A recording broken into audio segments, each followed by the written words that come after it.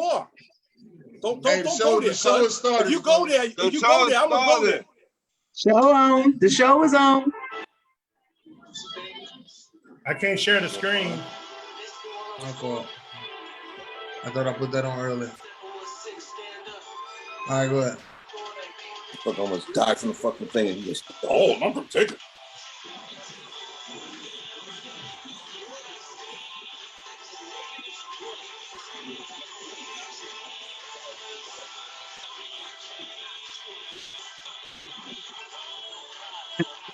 My mic. Gotta mute my mic. Mute. It's the 7160 with them fly ass chicks who paint them pretty ass lips. With them trap boys out doubling up on bricks. For musicians like myself that was blessed with a gift. Rap with a package, see what it is. Swerving the traffic like I lost control of the whip. Hurt the competition like I ran over these bricks. Double lines mean nothing when you're hugging the bridge. Red light, green light, headlight, beat bright. Superstar life make these lanes hate right. Fabulous flow make the girls say nice. So rock cups full to the party break light. The car keeps going to the cab in sight. On to the next like Jay said, right? Yeah, swag too slick, make a hater wanna bite. Not out of Taylor boy, but you clicked in my life.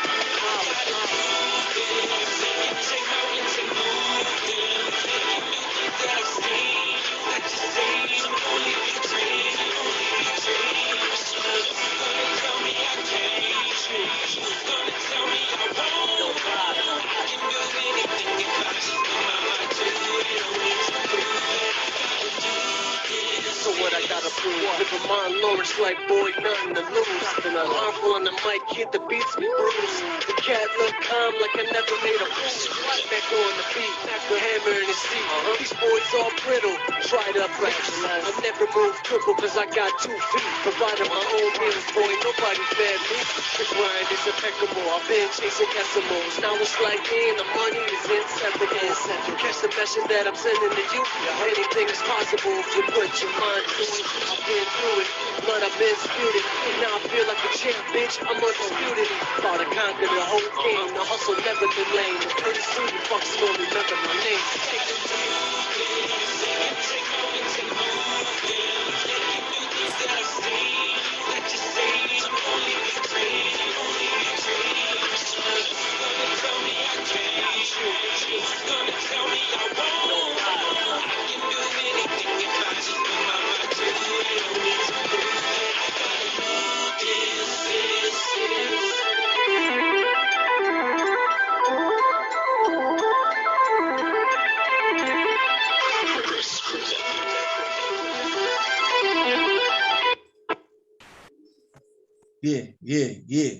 Yeah. Welcome, ladies and gentlemen. This is Talk Yours Tuesday. I'm your host, Dennis Holmes. I'm here with my co-host, Ryan Thomas, is in the building. You gotta unmute yourself. Got my man Zara in the building. Zara, what's going on, man? Hey, what's up, man? Glad to be back. Second week in a row. Still getting better. We in here. Another great show in hand. Let's get it going. Okay. Chocolate Girl, how you doing out there, Chocolate Girl? Chocolate Girl is doing pretty good. Glad to see you on here smiling. Yeah. What's up, fellas? Glad to be here. Feeling pretty good. Ready to talk some stuff, some interesting things in sports tonight. Hope everybody out there listening is feeling good. Anyway, Guru, how you doing, man? I'm doing splendid. Just happy to be back for another episode of this great show that you have put together, my brother, and I thank you for it. No problem. Thank you. Well, to all the people out there who send me well wishes and praying, for my dad's recovery. Things are getting better. I want to thank everybody out there for the well wishes and the prayers. I appreciate all of it. Definitely love y'all. Thank y'all for y'all support. But like I said, things are getting better. Keep praying because I always need prayer, and I want to thank y'all for everything. Definitely love y'all. Thank y'all for your support. We're gonna talk about trash ass players though, and you know what? Chocolate says she wanted to go first. So Chocolate, let's hear about it, Chocolate. It was a very interesting sports weekend or sports week in lots of different sports, not just in the NFL, but I decided I wanted to go first, especially for me, because both my favorite teams was trash to me this past week. So, I'm gonna start with my Lakers. I love my Lakers. I love the organization. I've been a fan since, I ain't gonna say the year, but it's been forever. I'll just say ever. That's how long it's been. It's long when you leave that full on for that. That's what Bernie Mac said. Shout out, rest in peace, Bernie Mac. But I'm sorry, but I am now convinced that this team really, I'm not convinced that they're gonna come out of the West. They're just, I don't know what they're waiting on to get it together. You know what I'm saying? Because once you get past Thanksgiving, the season goes like lightning. And they don't have a whole lot of time to mess around with this. And if they're too arrogant to take these other teams seriously, that's really been building up and scheming and planning and gunning for them, they need to listen up. They can be beaten. They are vulnerable right now. And I'm not saying I'm giving up on the Lakers. That's still my team. I'm watching them very closely, but the last 3 games, I just didn't even watch them. I didn't even watch the game. Didn't want to. And this is the first time in my life. I remember all those bad Kobe teams, those teams where it was just him and nobody else. I still watched all season long, every game I could. And now, I don't know, it's the way that they're just not looking right to me right now. So for me, trash. They were trash this past week. Vogel's not coaching well. The players don't seem to have synergy. They're finger pointing at each other. It's just not doing that well to me. That's 1. 2, I want to talk about my Pittsburgh Steelers. I ride hard for my Steelers, my favorite NFL team. And I know not this past weekend, but the weekend before, I said that's the worst the Steelers I'd ever seen them look till this weekend. This Sunday, they look terrible. I don't know if I'd seen them looking worse than they looked Sunday, ever. Ever in my whole life of seeing the Steelers play, even though in those times when we had a mediocre quarterback, we've never looked this bad. And for once, you can't say that this was on Ben because he wasn't playing. You can't really say it was all on Tomlin because the plays were there, but they're dropping stuff and fumbling the ball. The rookie Freiermuth, he even fumbled. And he never dropped balls in college. He was, and in the preseason, he did not drop one pass in the preseason. I don't think he had dropped any so far this season, if I'm not mistaken. But at a critical time, first of all, let's just back that up. How you go to overtime with the 0-8 Detroit Lions? You let them take you to overtime? It's embarrassing. And there's a legacy at stake that you're talking about when you talk about the Steelers. Bad all around. I have more, but I think our time is limited. So I'll let somebody else go. Okay, Ron Thomas. I just want to make sure I got that out of the way before, before Ace, the MVP, come in the comments talking about what's up with your Steelers. Yeah, because I'm sure he was ready for that. So I decided I'm gonna get that out of the way. They were trash this week. Hey Dennis, you got a buzzer for this 3 minutes? Yeah, I got a buzzer on everybody. Okay, all right. You need to have the time running in the background so people can, like the NFL, just FYI. That was 3 minutes. That was 3 minutes and 43 seconds. So sorry. Go ahead, Ron. I'll be go with the Atlanta Falcons, my team. Y'all did not even show up. Y'all did not do nothing. It looked like y'all did not give a damn about this game.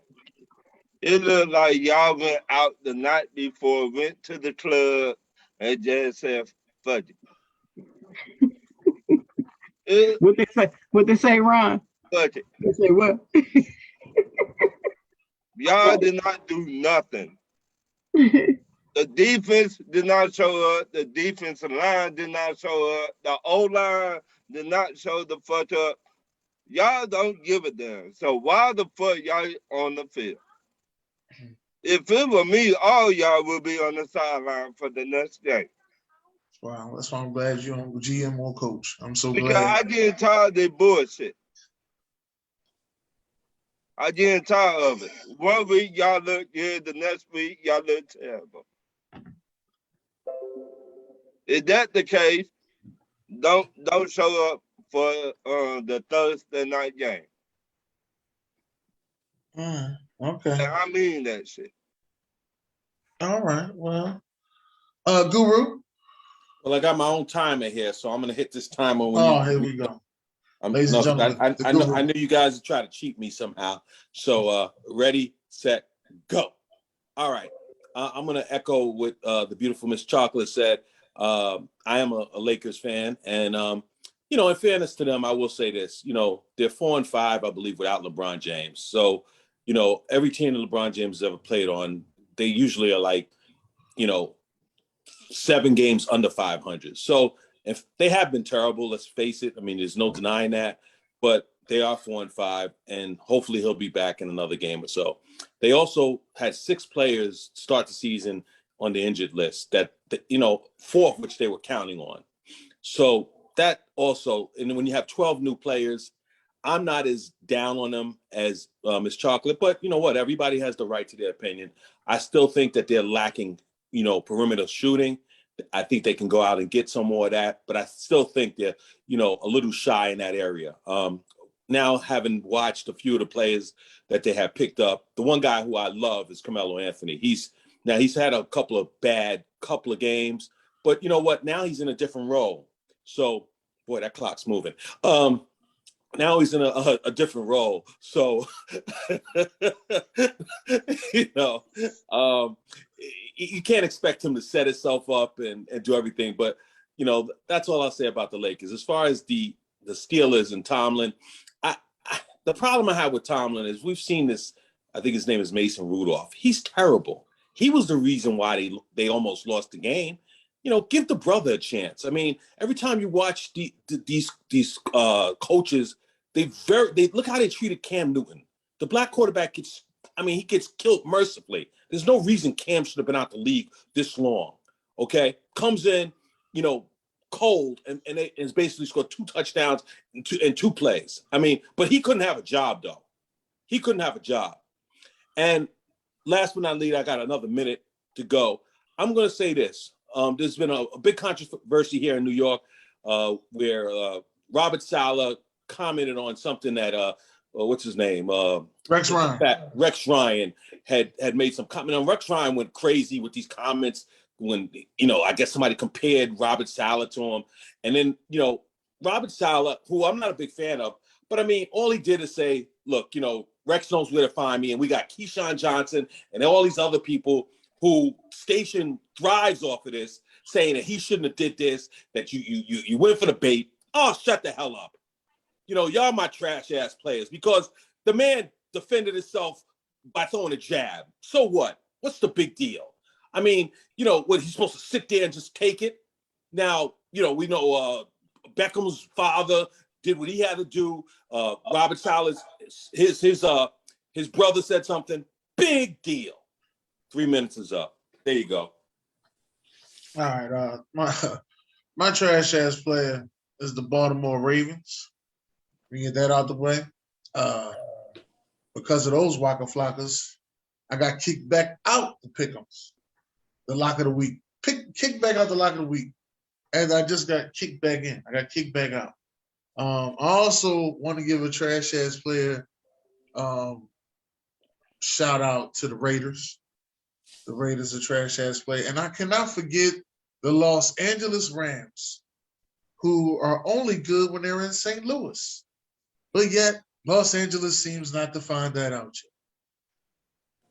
You know, you go get all these players, your Odell Beckham Jr.'s, your Von Millers, you know, it don't matter who you get, you got to win games. Got to win games. And y'all have made my trash ass player list. Thank y'all for being the Rams, who we thought y'all were. And if you want to crown them, then crown. But we ain't letting you off the hook. Just let you know that. Anyway, are y'all ready for these certified players? Right, I got 2 more trash ass players. You're supposed to get that out in your 3 minutes. But people cut me off, so I Somebody- could not get it off of my chest. Now you got everybody looking at me like I give out illegal rules. You got 3 minutes. Lamar Jackson. Man, you couldn't wait to say that shit. I don't know why you Like ain't start I've with been that. saying. And other people think you the shit. No, you're not. You're a trash ass player. And Baltimore team. Lose to the Miami Dolphins. Sports guru. Oh, Lamar Jackson this, Lamar Jackson that. No, Lamar You ain't got that much time to be arguing with Guru. and Tennessee Volunteers. You forgot one. Why you ain't mention Tom Brady's ass?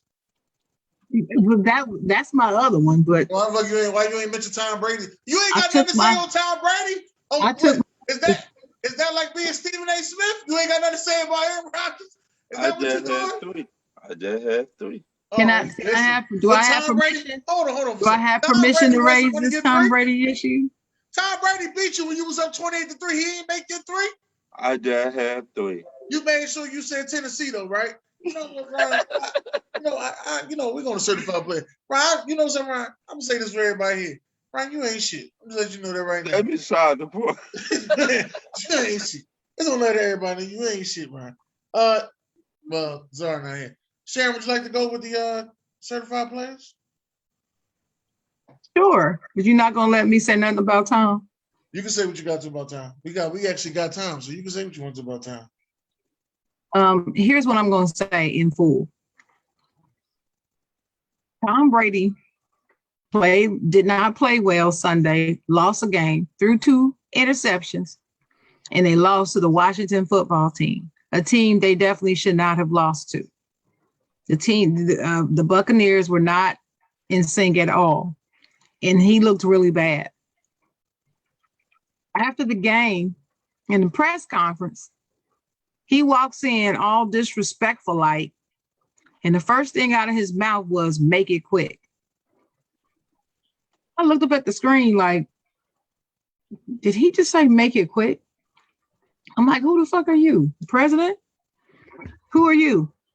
And anyway, and then when they were asking him questions, he looked disinterested in answering and gave 1-word answers, 1 and 2-word answers, and nonchalant, real flippant, real negative, and disrespectful to the reporters, and then cut the thing short and walked the hell out. And you know what? Nobody talked about that today. But when Cam did it in the Super Bowl, after he just lost a heartbreaking Super Bowl, and the idiots at the venue had the other team just over the wall so he could hear them back there celebrating and popping bottles, it got next to him to the point that he got up and walked out. Cam was crucified about that for 3 months straight, and people still bring it up to this day. Tom Brady does the same shit that was in the Super Bowl. Tom Brady does the same thing in a regular season game, nothing said. So, you know who my trash ass player is? The media for that. Because it should be on every broadcast all day long how he was disrespectful and not a good sport. And he should have been able to face the music. That's part of maturity in the game. That's what they said about Cam. That's not being mature. That's being immature. So he was immature. certified players, everybody that won their games in the NBA and the NFL, y'all certified for me. That's about as far as I can go right now. Okay. Ron, Go what you ahead. got? Because I'm pissed about this Tom Brady shit. I really am. My certified player is Baylor, the football team. You was number 18 in the rankings, and you beat Oklahoma Sooners. You were number 18 in the rankings, and you beat a number 4 team. You're my certified player. Okay, Guru. Give me a second. All right, You can skip over. I'm gonna go with mine. Then my certified player. First of all, let me say, rest in peace to Kellen Lane. Today is his birthday, and it's also D-Man's birthday. So happy birthday to D-Man and Kellen Lane today. Yeah. Happy birthday, y'all. My other certified player that I wanted to put out there, I don't think I talked about this guy all year. So I'm going to have to give him his props. Deebo Samuels. Deebo Samuels, to me, is starting to become a young Terrell Owens. That's what he's starting to look like to me. I don't know about anybody else, but the way he's taking over games and getting in the end zone, he got his little celebrations going. He is definitely looking like a young Terrell Owens. I definitely want to give a shout out to Patrick Mahomes. As much as I've given him this whole season, I got to give a shout out to Patrick Mahomes. Patrick Mahomes, 5 touchdowns, 400-yard passing. Definitely, you are a certified player. And I got to give one to Big Play Slay, baby. Give one to Big Play Slay for getting that defensive touchdown, getting us to beat the Denver Broncos, Philadelphia Eagles, Big Play Slay. You know what I mean? And those are my certified players. I definitely agree with you about Patrick Mahomes. He looked like his old self.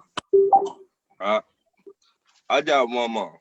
I got Cam Newton. You're my certified player. You said who? Cam Newton. Man, you don't never say no shit like that. Wait a minute. That's why. Because if you could forgive the Panthers and the way they did that, man, if you could do that, I could forgive a lot of people too. So you're my certified player. All right. Guru. Yeah. Well, let me just echo what my brother Ron just said, because a lot of people were talking about the Cam Newton situation, and they failed to mention one little part about how he broke up with the Panthers and how Mr. Rule did it. They cut him so late in the game that he didn't have a chance to really hook on with anybody. They strung him along so long. So it took so long, trying to get the words out properly, but it took so long that by that time he really didn't have a chance to sign with anybody because everybody had already used up all their money on the salary cap, and Cam was left hanging out to dry, really. So that was the really, it wasn't even so much that they cut him. If they would have cut him in a timely fashion, which we've seen in NFL, teams do it all the time, especially for a guy that was basically your all-time greatest player in franchise history. That was so foul about it. And Matt Rule, who had done nothing in the NFL, who came in there with the new ownership because the old ownership got into a little trouble and made it seem like, oh, we're the big fish in the pond now, and we're gonna do it our way, and we're gonna, get rid of Cam Newton, and we're gonna bring in, they brought in another brother quarterback to make it look good, but it was just really foul. So Ron is 100% right. He has never hit the nail on the head as well as he just did. Although I give him and I give Miss Chocolate a lot of credit when they're the first persons to be critical of their own teams. And I realized from being on the show that a lot of people, how much Miss Chocolate loves her Steelers, how much she loves her Lakers. I don't always agree with her Lakers, but I know she's a tremendous fan. And I know Ron loves his, well, I always try to mess with Ron and say he loves all of, that part of the South, and he gets a little angry with me. But the one thing I do know is he loves his Falcons, okay? I tease him about that other stuff because, just to be an ass. But as far as his Falcons, he loves his Falcons. And for him to come on and make them, and attack them the way he did, I got to give both of my colleagues here a lot of credit. Now, I don't happen to have that favorite team, and I'm getting a little pissed off. Not at you, Ron, but obviously, if the shoe fits, wear it. Just because you don't have a team doesn't mean you're not passionate about the sport. I remember, and just to say this quickly, do we got the 3-minute rule on this too? I guess that I didn't even hit the clock. I'm sorry, but let me hit it just now. We got a lot of time. Go ahead, you good. Okay, so let me just say this. One of the reasons why I don't have like so much a favorite team, like maybe some people who grow up having a favorite team, is I remember the first time I got my heart broken. I was about 12 years old, and that was when Walt Frazier got traded to Cleveland. Yeah. And I was heartbroken because that was my favorite player. I love the Knicks, but I love Walt Frazier more. And when that happened, that was just a reality check. Then I remember Darryl Strawberry leaving the Mets. I remember Patrick Ewing leaving the Knicks. So, for a guy that used to have season tickets, let me tell you something. The teams don't give a damn about you. I mean, in Washington, not to, rain on their parade, they had feces coming out of this doggone place, hitting people in the head. Okay. Yeah. So let me tell you, they don't care about you. So I love sports more than anything, even more so than sex. I wouldn't say that 20 years ago, but as an old man now, things don't work as good as they used to, but it is what it is. But so sports is my greatest love, other than my daughter. My daughter would be my greatest love. I never enjoyed anything in terms of coaching her, just seeing her grow up, seeing her almost, she'll be getting her master's soon. So that's my greatest love. Sports would be second. But it doesn't take away from anything that I don't have a favorite team.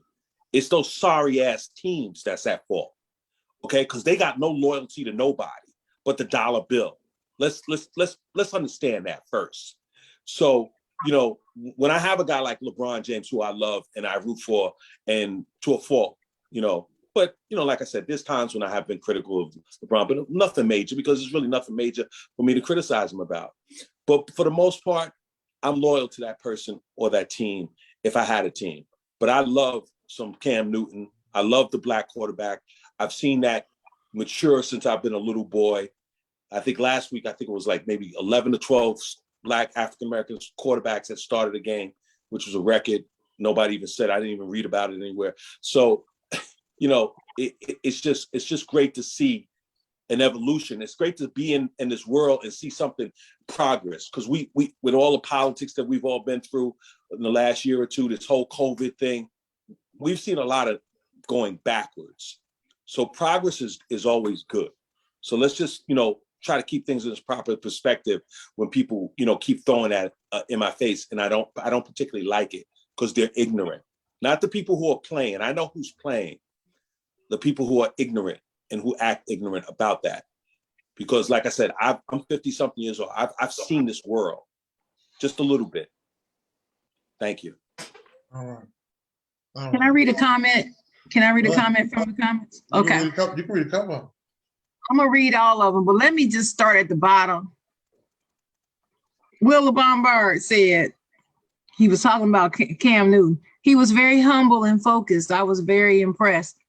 And I'm like, wow, he gave Cam Newton a compliment. Yeah. Because from what I remember, when Will talks about Cam Newton, all I hear is him saying, he's trash. He's done. He's trash. He's done. That's all I hear. I don't hear nothing else positive said about Cam. Now, I'm not saying that he never has, but I haven't heard it. So this weekend when Cam was doing pretty well and he was back on the Panthers, I immediately thought of two people. Will Lombardi and that crazy ass Buck Flair. Yeah. Buck Flair it can't stand Cam Newton more than anybody on earth. I've never seen somebody cannot stand a player more than him. He got Jameis was like a close second, but Cam was number one. Buck Flair. And you know what's crazy? The other night on Tuesday, my two favorite cousins, OG and Guru, were talking about King. Mm-hmm. And then next thing you know, I overheard it and I had the vision and I said the Panthers should call King. And the next day, they called his ass. Mm-hmm. I couldn't believe it. That it happened that fast. I mean, I said it, but I just didn't think it was going to happen that fast. Yeah, well, it was that blasphemy that OG was talking that led the Panthers to call his ass. So thank you, OG. Thank you. You spoke it into damn existence, my brother. But let me just say one thing. Buck Flair, you better beware. Because if I see your red wearing what team he root for? The Tampa Bay Buccaneers, who've basically fallen off the face of the earth right now. If I see you on Friday on our show with Ian, boy, I'm gonna knock you out through that screen. And as far as your own show, oh boy, this Thursday I might, instead of watching football, it's Wednesday. It's Wednesday. Oh, Wednesday. I'm sorry. My apologies. I thought it was Thursday. God, I can't mix it up my own day. I guess I got dementia or something. But anyway, bottom line is I may come on your show and just start attacking you. So watch it, Bucky. Watch it. Bucky. All right, let me read these comments. Ricky Bobby, shout out to Ricky Bobby. Ricky Bobby said, woosah, Dennis. He's telling you to woosah. And Willem Bombard said, Will said certified players Pat Mahomes, Cam Newton, and Trayvon Diggs on number 8. I thought he got number 9. He's at 8? He got number 8. Okay. All right. I'm off track. All right. So Dennis said, yes, thanks for the prayers. AB. What's up, AB? Said worst performance of the season. I think he was talking about my Steelers when I was talking. Yeah, it was. Chuck Thomas. He's talking about Tom Brady.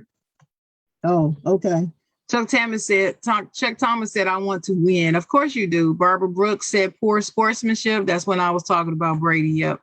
Chuck Thomas said defense 19 plays. BS. Ricky Bobby said, how about Von Miller getting tossed like a kid at Chuck E. Cheese? Well, what happened with that? I didn't see that. It was beautiful. I loved it. But anyway, Chuck Thomas said motivation. Willem Bombard said Miami defense and San Francisco defense certified players. Chuck Thomas said, love you, Sharon. Oh, and that's sweet. AB said, what's she drinking? A beer?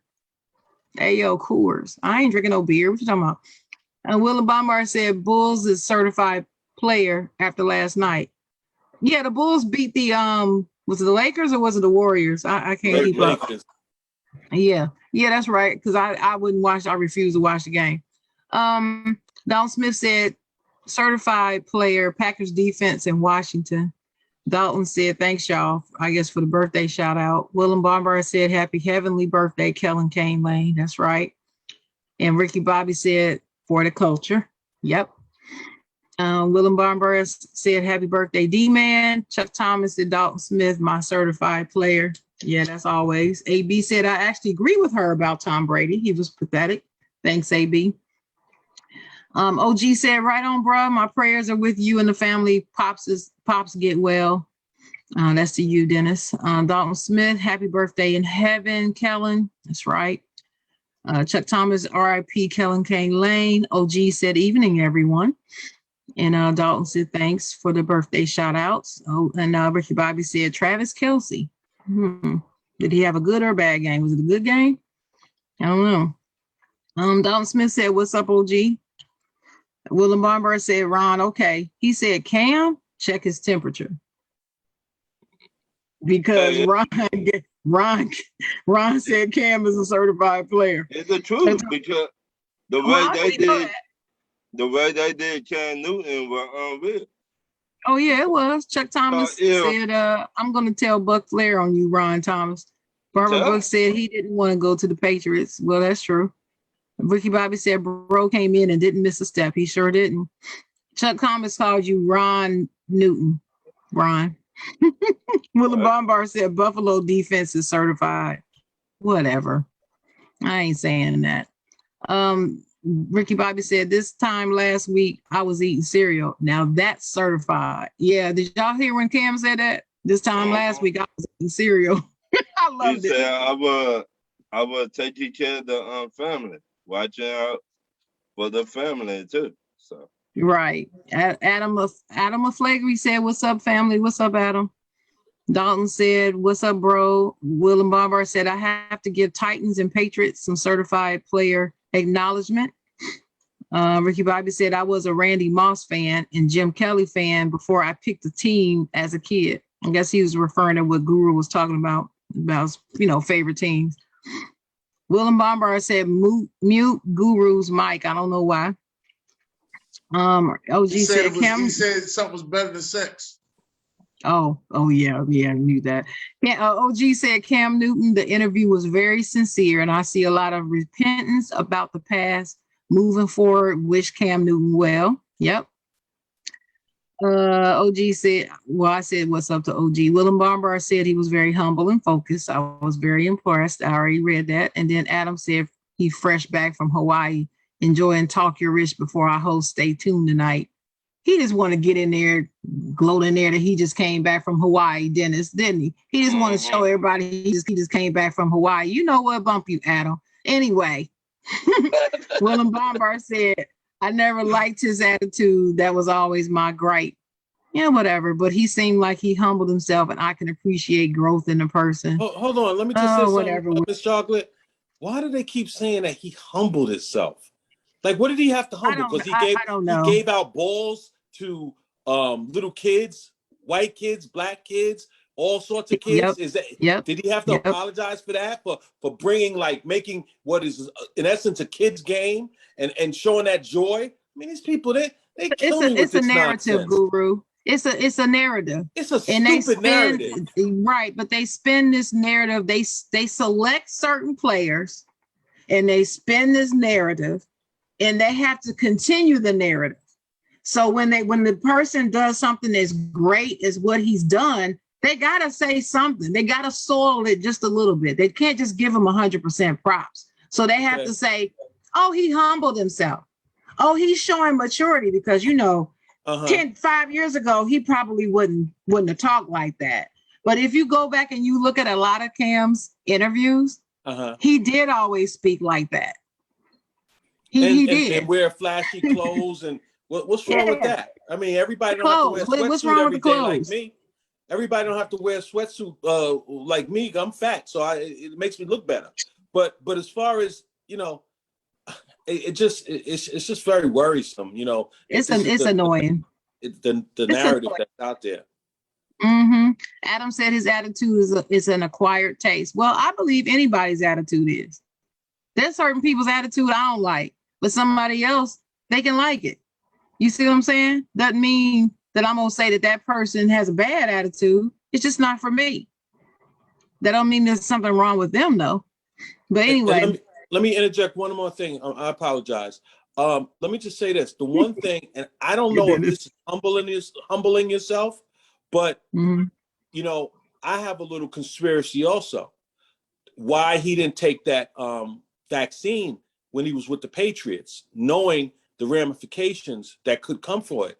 And I was always of the impression that maybe he didn't want to play for them. Maybe he really didn't want to. He saw the writing on the wall, and that was his way of getting out of town. Because if you look at it, the way things really have worked out, Cam made $4 million with the Patriots, guaranteed money, got cut, money was in his pocket. Now he got $10 million or whatever from the Panthers. So that's 14, almost 15 million for really half the season. That's good money if you can get it. Because there was a lot of people, I'm not going to get into it, that was saying about money, money, money. Everything is not always about money, but some things are about money. I remember one time in my life that I took less money to do a job. And then after I wasn't happy with the job, I said, you know what? I'll never make that mistake again. You're going to pay me for my services. And that was a lesson that I learned about life.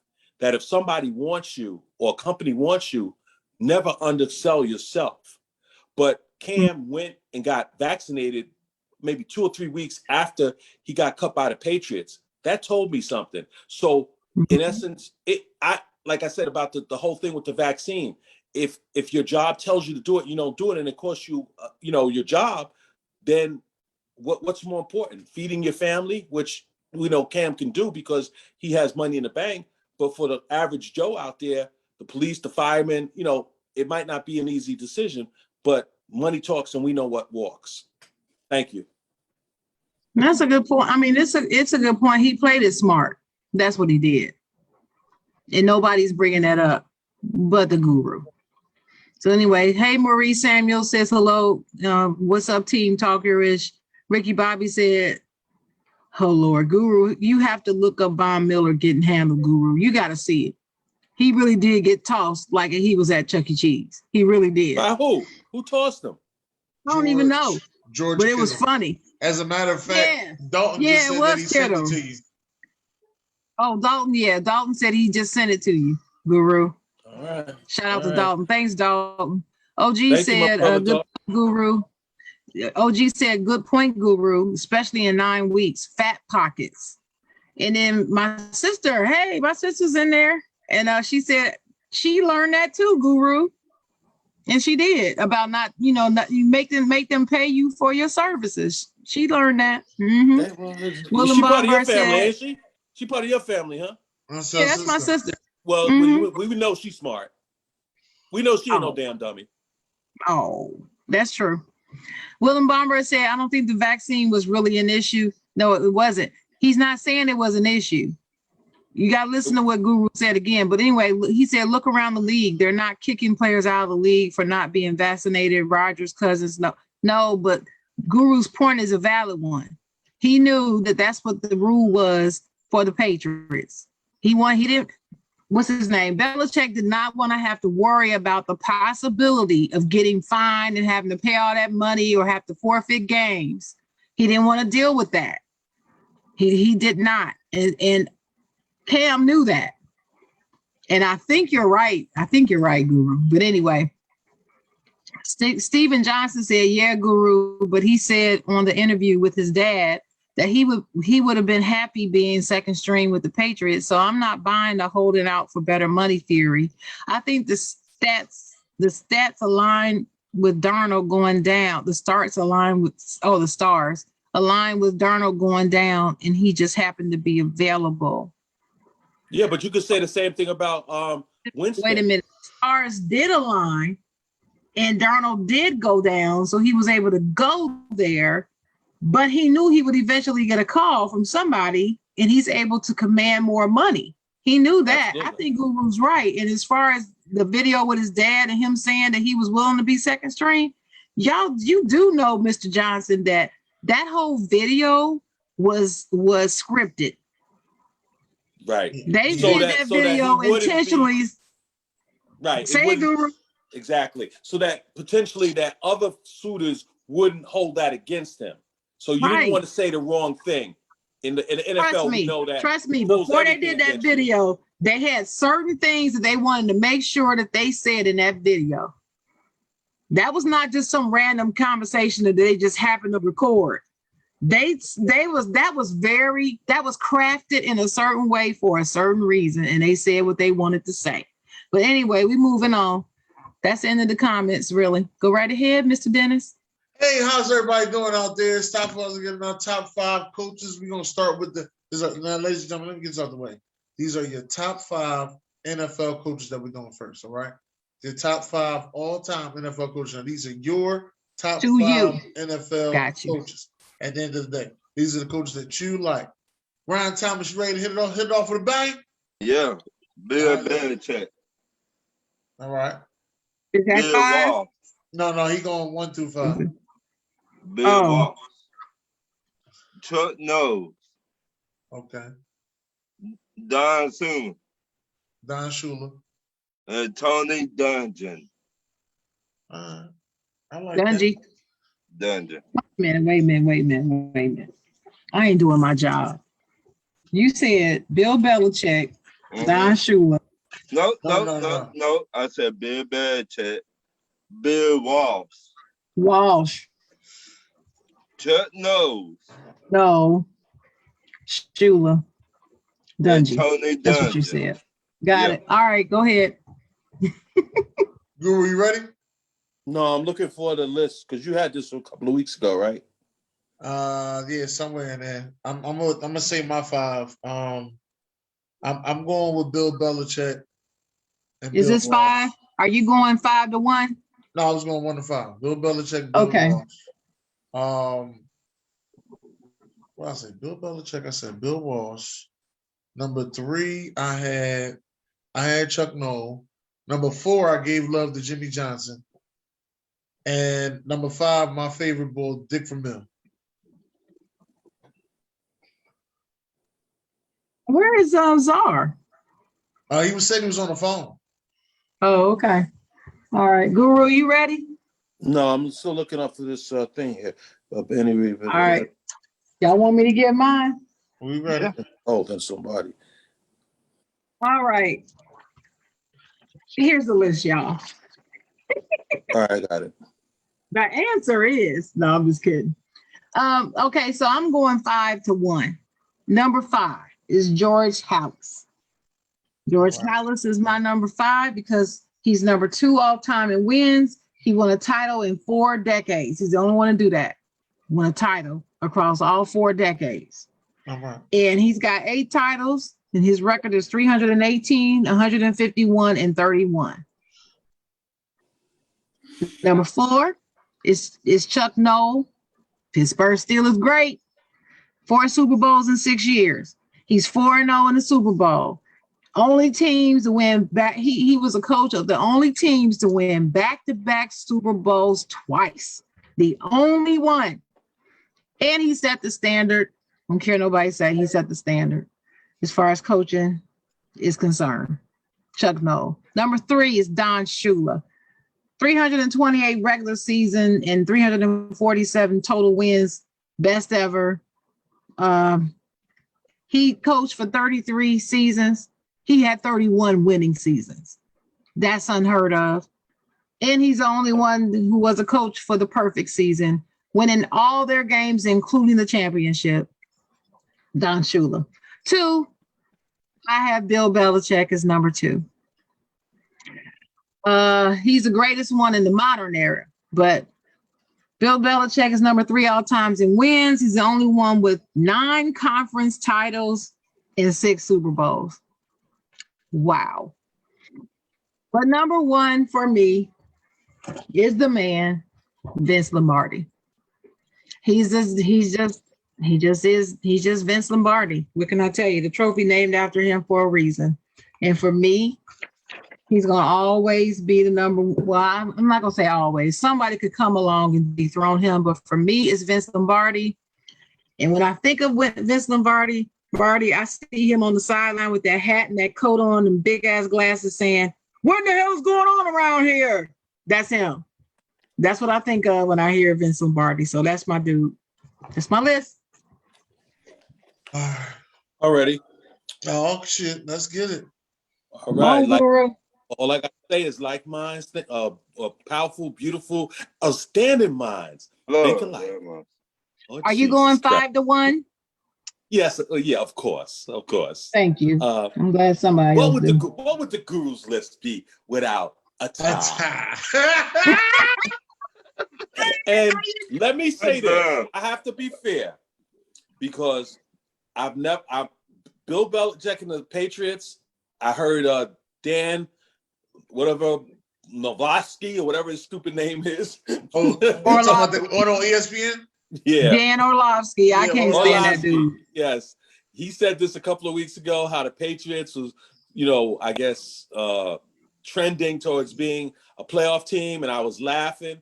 Hey, they look like they might make it, man. They look like they got a good shot. So when I'm wrong, I like to say I'm wrong, man. And they are definitely trending. Now, it's not because of mac and cheese.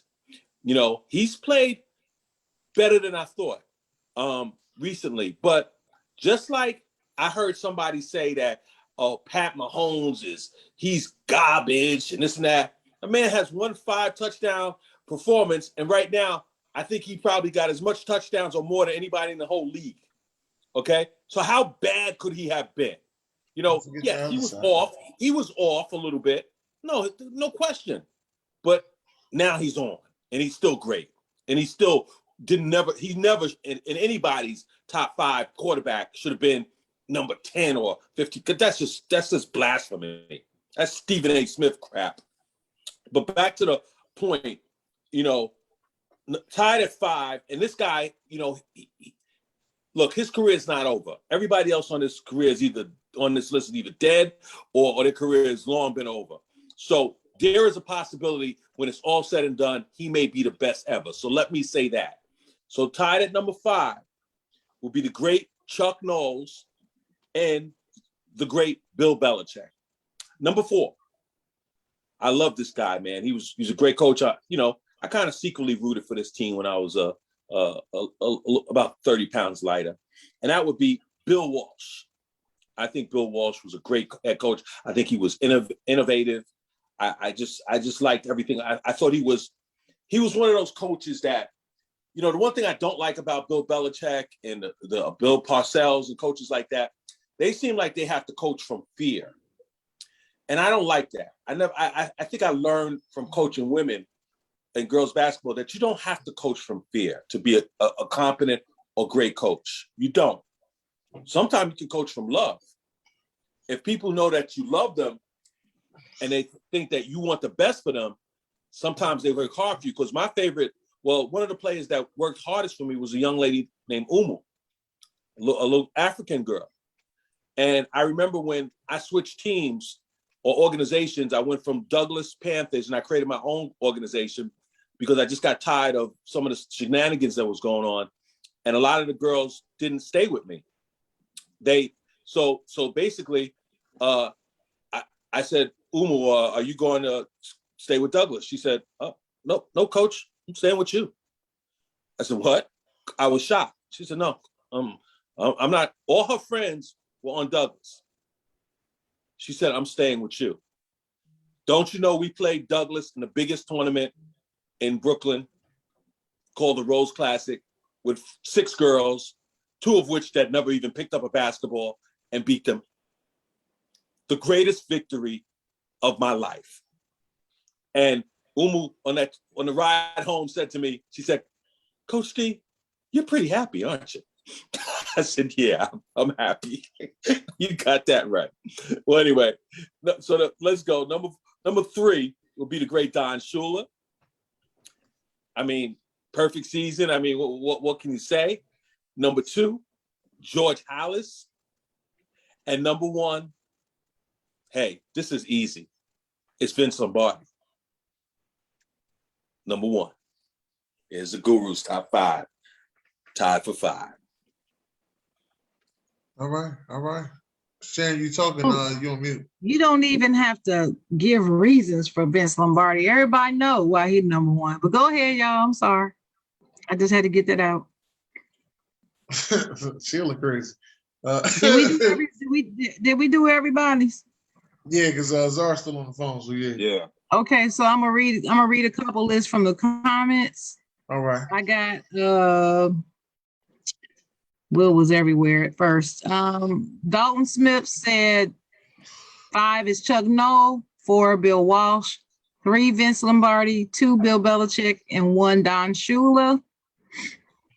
And why does this keep popping up in my face and I can't see the screen?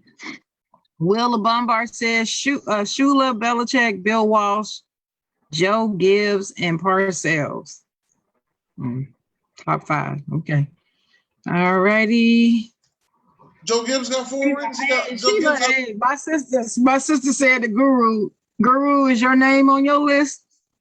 That's top 5 coaches. You know what? It's funny as you say that because NFL, Sheila. OG said next question. I'll say this: I was a lot better basketball coach than I was football, but no, I'm not on the list. I don't compare with these guys. That was funny though. But I tell you one thing: my sister got a sense of humor. I tell you what, Miss Sheila, I love coaching my daughter. I love bet you coaching do. my daughter. I bet you I did. love coaching my daughter. I'll tell you that much. I had a lot of fun coaching, and then sometimes I loved coaching when her ass wasn't there, because she was a pain in the ass too. You know, Oh, Lord. she was a pain in the ass. I remember that time she said, "Dad, you was scared. You was scared, Dad. That's why you didn't coach the way you normally coach. You was scared." Only from Dame Monet, the mouth that roars. But anyway, we'll leave it at that. All right. Let's get into these top 5 NBA coaches of all time. You ready, Ryan? Yeah. All right. You gonna go from 5 to 1 this time, so Sharon don't look at us first? Yeah. So she don't cuss me out. Yeah, so she don't cuss us out. Chuck Daly. I mean, Chuck. What's his name? Chuck. No, you said it right. Chuck Jerome Daly. I don't know who the Jerome fuck gave him Daly. the middle name Jerome, but Chuck Jerome Daly. I think that's what got the way. How Hey, you get a middle name named Jerome? Hey, I love Jerome. I love the name Jerome. But go ahead. Pat. Riley. You put number 4 is Pat Riley. Yeah, number 4. Okay. All right. I'm just want to make sure I didn't miss one. Go ahead. Greg. Popovich.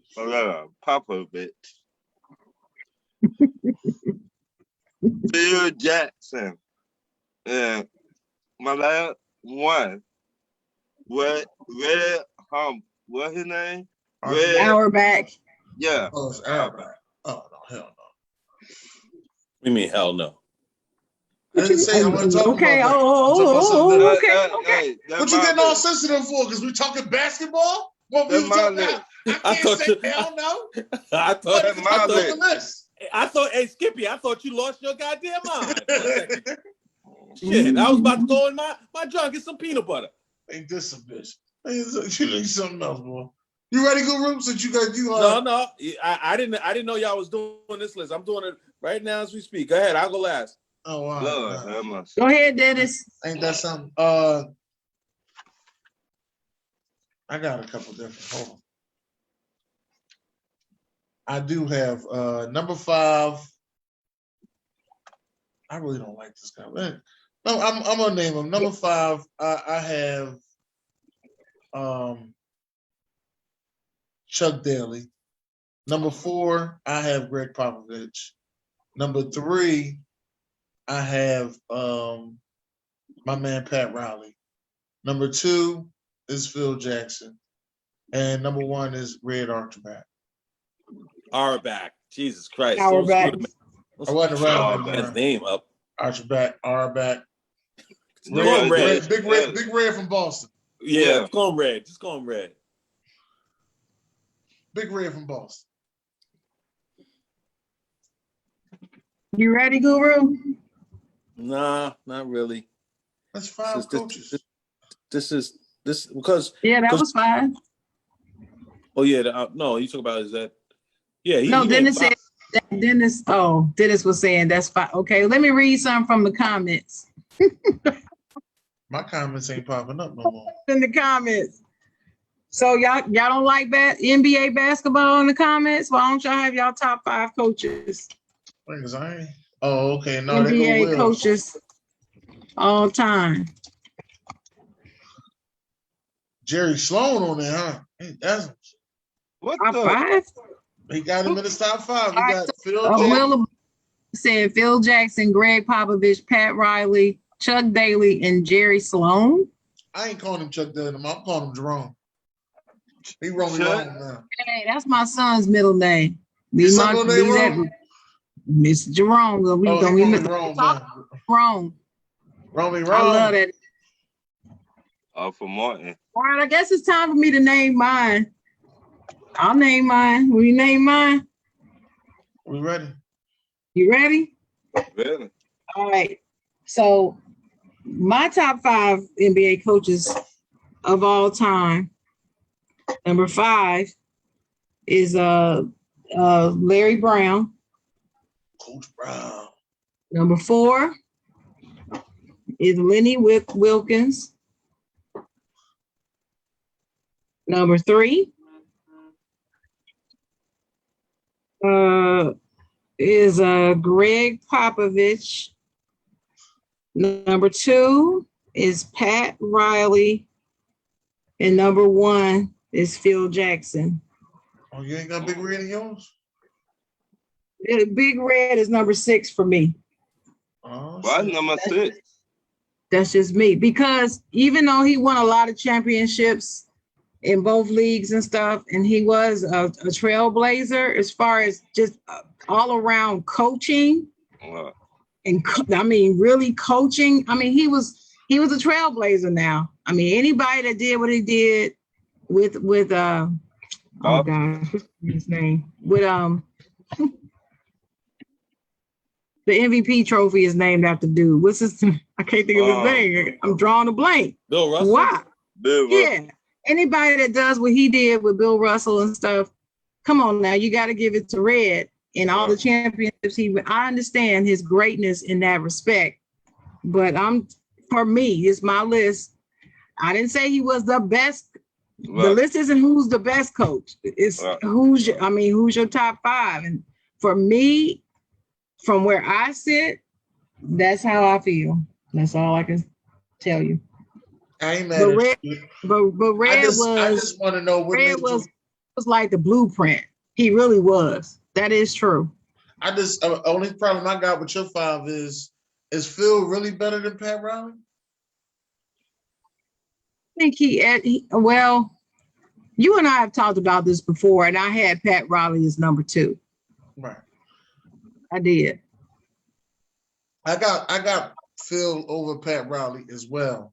But I mean, since it's me and you talking, and we waiting on Google to get ready with his list. This is so hard for me. I may have to put a tie on mine because it's hard for me. That's not allowed. That's not allowed. Oh no! Oh, it's allowed. No, You the tie king. So if you can be the tie king, I can get a tie in here one time. But Miss Chocolate. Oh yeah, I mean, he said it with a straight face. No, you can't. He said, no, you can't. Oh, Miss Chocolate. But I definitely do not have Chuck Daly in my top 5. Mm-mm. Yeah, I gave it to Chuck Daly. Chuck Daly coached the Dream Team. Had them bad boy Pistons winning too. So So that's why I listen. You got Larry Brown over Chuck Daly. I don't know how the hell that's possible. Oh yes, I do. I watched Larry Brown, and he had to do it with Larry the Bad too. Boys 2.0. I like Larry Brown. I watched Larry Brown too. But let me tell you, on the strength that AI has so much respect for this man, there's no other coach out there that AI regards higher than Larry Brown. And that said something to me. And watching that relationship, it's so, like I said, it's more than just wins and losses. It's more than that. I think that's why that Memphis coaching staff is the way it is. But you gotta look at the team that he coached. Look at the teams that Larry coached. He had some bad or suspect teams too, and carried them on his back. The coach, that little man, took them places. He was able to bring and elevate his players in a way that I didn't see Chuck Daly do it. Chuck Daly was the main driver behind that damn Jordan rules, trying to actually hurt him to get him out the game. They was playing golf together in a Dream Team. Hold it. I don't care if they were playing golf together or not. I'm telling you, that's where it came from. But wait a minute. And so can I say something about your Larry Brown teams real quick? Guru? No. Guru, you live in New York City where all the ladies is pretty, right? Wasn't Larry Brown coaching that team? They didn't look that good, did they? No, well, I'll chime in about Larry Brown. Okay, but is that the only team he coached? The LA Clippers was another one. They didn't look that good either. You didn't answer my question. Was that the only team that he coached? He's 3 for 5 in coaching. He's 3 for 3 good teams, 2 bad ones. I'm giving him 3 for 5. Was that the only team that he coached? Yes, no question. I named all 5 teams that he coached. I don't care. 76ers. Was that the only team that he coached? Yes or no? No. I'm doing like 76ers, Ron the now. Pacers, Yes or no? Detroit, Yes or no? Detroit Pistons. So the answer is no, since you're not gonna say it. I named But all if you go, those teams. but listen, if I'm talking about Larry Brown and I made my comment, and your comeback is, didn't he touch New York and wasn't they bad? That's one team. So what? I named two. It still doesn't. Nope, not in the beginning. Not when I asked my question that you refused to answer. You had only named one team. But at the end of the day, You had only named one team when I made my comment that you kept ignoring. Can I settle this argument? And what I'm saying to you is, it doesn't matter to me how many teams he coached. I'm saying he was able to take suspect teams and bring greatness out of them that they didn't even know they had and they didn't exhibit anywhere else. And I'm not saying that he's the only coach that did that, but I'm saying that's in his resume. It is. So it is. Okay. All right, let me go. Let me have at it. Okay. Now let me say this about Larry Brown. But plus, he's the only coach that had an NBA championship and an NCAA championship. That gives him some credit too. But go ahead. You are right about that. Now let me say this. Not only does he have, I believe, a college championship, I think he got 2 college championships. I think he won with Kansas and UCLA. Okay, so how about that, Skippy? Now, that being said, Larry is a conundrum, excuse me, because Larry, as you said, Skippy, he coached the Knicks. He was terrible. You know, he coached the Clippers. I don't know what the hell he was doing. He was with the Sixers. He was with the Sixers. So Larry, first of all, Larry Brown will change his mind, 5 different times in one day. Okay. And that's Larry Brown. So he's a nut job. Now he's coaching Memphis down there with Penny Hardaway. Right. I like it. I like that little coaching staff down there. I love it. He is a basketball genius. What Larry Brown isn't is at times he's not a people person. So he wears thin on people really quickly. I don't know how him and Iverson coexisted. That's what I was going. That's it, though, Guru. That's what made that so amazing to me. Because you're absolutely right about him not being a people person, but for some reason, he was the only one that could get inside AI's head and bring that out of him that he needed to bring out of him and keep him on track. And AI said that himself. This is not Sharon's opinion. I'm going by what the man said himself. Anytime a grown-ass man stands up on the stage and cries over another man, that man had an impact in his life, period. And I can't disregard that. This is where I'm at. He is number 4 for me. And then none of y'all had Lenny Wilkins on the list. I just can't believe it. But go ahead. I didn't speak yet because once again, I meant the others that spoke. Look, what I mean. Look. Here, wait, please.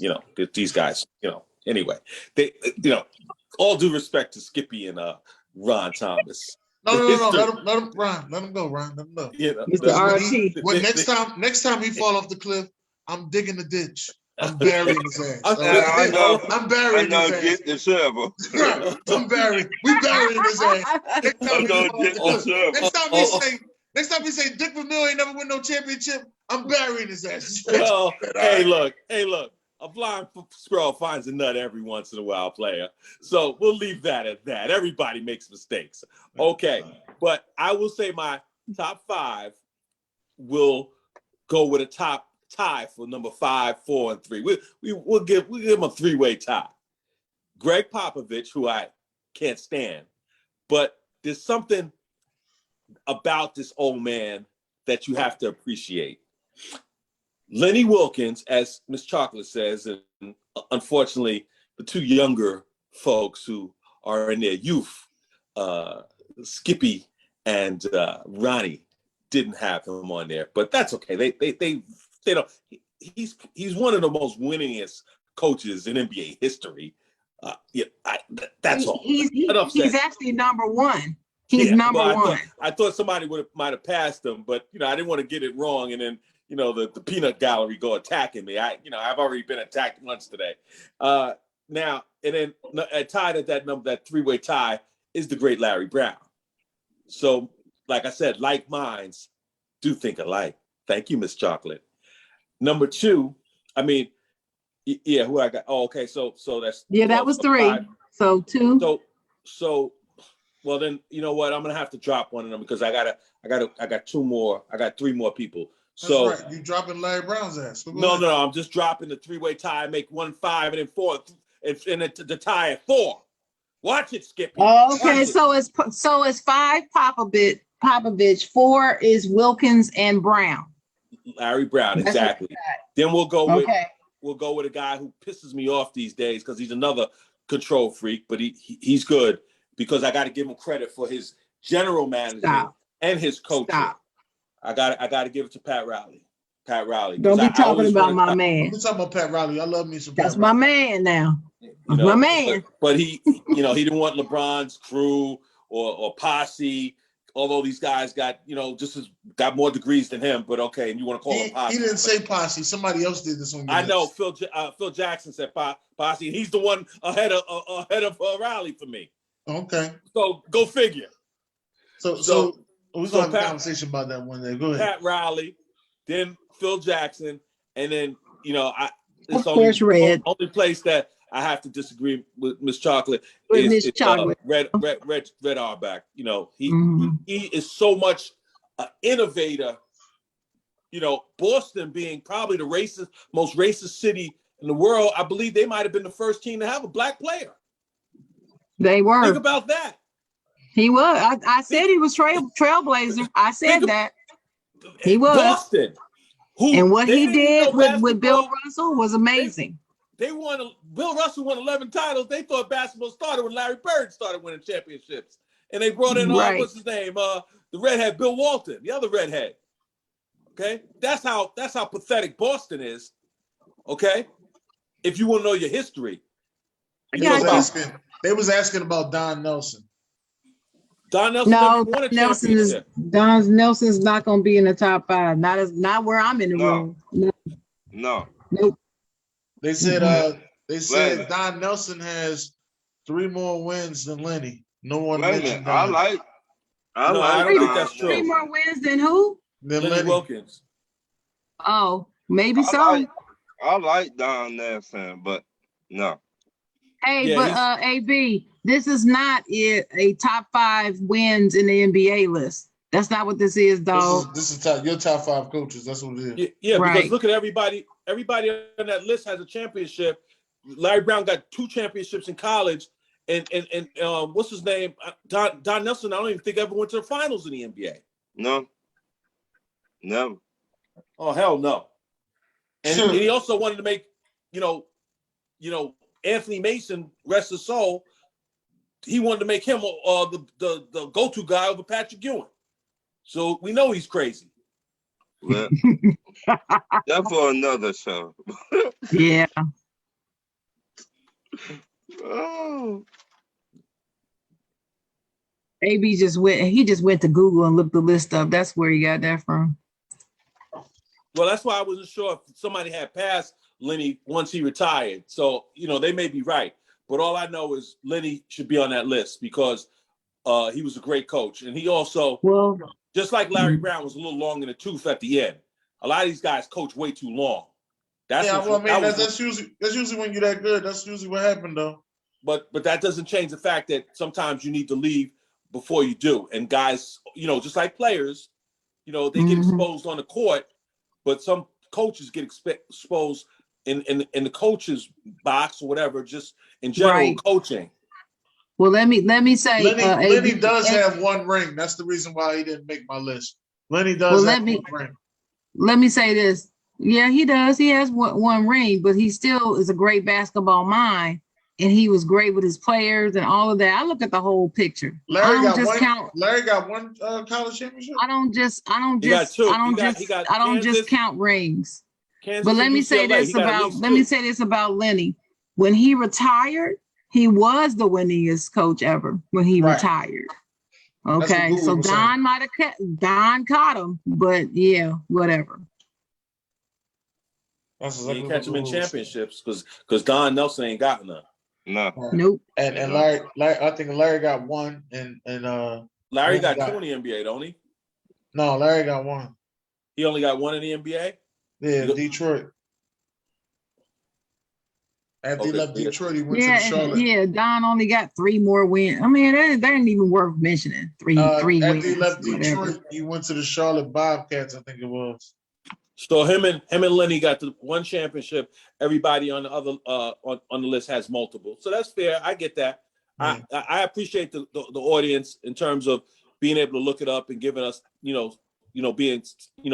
Fact checking us, statistically, keeping us in line. Mm-hmm. I appreciate that. I don't mind them doing that because that just keeps I us don't either. sharp and as far as us knowing things, because like I said, I wasn't sure if somebody had passed them. So I appreciate you guys for doing that. And like I said, I don't change my list any. I still think whether you could argue with the list and say somebody should go ahead of somebody, that's fair. You can always do that. And your list might even be better than mine. But my 5 guys I got in there, I'm pretty confident with those 5. I go to war with those 5. Chuck Thomas, hey Dennis. Hey Dennis, Chuck reminded you that Lenny has a ring as a coach and a player, so he does have 2 I do know rings. that. I know. I've seen that. But we were talking about coaches. We weren't talking about players. I know it. I just wanted to remind you. And we wasn't talking about college either. But we also mentioned that Larry has the 2 college championships and the NBA he championship. Does. I don't. But he I don't said there may not be another he coach lost that with has. UCLA to Louisville. Say that again. He lost with UCLA to Louisville. He lost what? I guess that championship, that college championship. He won a title with UCLA, didn't he? He keeps saying Larry has one. Larry, and what about Kansas? Oh. That's what he keeps saying. Larry has one. So Adam asked about George Karl. No. Where's Adam at? I ain't seen an Adam. Oh, there you go. Okay, all right. I haven't seen an Adam comment in a minute. No. George Karl is top 7 in wins, but no. I don't know if I don't even know if I put George Karl on the top 10. I wouldn't. I would not put George Karl top 15. George Karl is not a great leader of men. I'm sorry. I didn't like the way he handled the Supersonics. He just has a lot of minuses for me. Yeah. Okay. I would not even I understand that. That makes sense. The dude, the head coach over the Jazz, when Michael Jordan beat the Jazz now. What's his name? The head coach at the time of the Jazz. Oh, you're talking about Jerry Sloan? Yeah, I would not even put him up there either. I mean, he might make the 10. He might make the 10. It says Larry Brown has the I guess it was with Kansas and not UCLA. So he got a championship. Okay, I thought he won one with UCLA as well. Okay, maybe. Your boy, your favorite best friend said that he lost to Daryl Griffin and Dr. Duncanstein beat UCLA. Chuck Thomas said Larry won with Danny Manning. Danny Manning. Damn, that's a long time ago. Damn. It ain't that long. It's 1988. Damn. Yeah, I was 3 years old. Oh, Jesus. Who you talk? Danny. Oh, Danny. Oh, God. Let me say officially, F Danny Manning. So you can add Danny Manning to my list of dentists that you want me to talk about when I do my hate show. You can add him on there. Lord have mercy. We gotta get the and the Kansas Jayhawks, the whole freaking school, and their affiliate. We gotta get the Wichita one in when we do your show. What's the name? Get with Doug. Doug want me to do this show so badly. So get with Doug. Yeah, y'all plan it. Yeah. I gotta get with Doug. No, but what's the thing Dave Chappelle do? Hate. We gotta start the show off like that. Just hate. Can't stand him, more. I can't stand Danny Manning. I ain't know that. Wow. Then they hired him to coach at Wake Forest, and they were sorry. Because he's sorry. He gonna always be sorry. But his children gonna be sorry. How about that? Wait a minute. That is deep. Damn. Ron, you said this show was gonna touch somebody, but you Them cheating, you said this show was cheating gonna touch ass somebody. Jayhawks. Yes, I said it. Them cheating Wait ass a Jayhawks. They were minute. cheaters then, and they still cheaters. But go ahead, y'all. What's next? I think it's time for Ron's questions. And Yes. Man, I don't know how to act after that. go ahead and ask them questions. Reach out and touch, Ron. Touch us, Ron. Touch us with the questions, Ron. If a female tell a lie on Woman, a football woman, a woman. player, woman tell a lie on a football player,